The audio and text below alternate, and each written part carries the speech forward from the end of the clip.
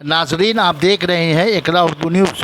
Kolkata corporation police के सर्वे के मुताबिक 21 जून से 4 जुलाई तक बंगाल में कोरोना तेज़ी से बढ़ने की निशानदेही के बाद आज शाम 5 बजे से उन इलाकों को जहां कोरोना तेज़ी से बढ़ा है कंटेनमेंट जोन करार देकर लॉकडाउन सख्ती से नाफिज किया गया है।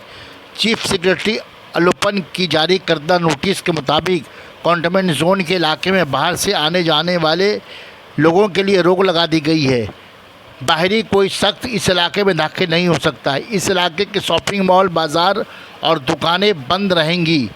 नॉर्थ 24 के वो इलाका जहां कोरोना तेज़ी से बढ़ा है कंटेनमेंट जोन करार दिया गया है, वो इलाका ये है: Kamarhati, ward number 2, 6, 20, 21, 29, 35, Khardah, station road, Rohra बाज़ार, IC रोड, दोपेड़िया मछली बाज़ार, टीटागढ़ वार्ड 1, 4, 10, 12, 15, बैरकपुर, शांतिपल्ली, पातुलिया बाज़ार, तालफुकुर, बोरो कंटाली, भाटपाड़ा वार्ड नंबर 16,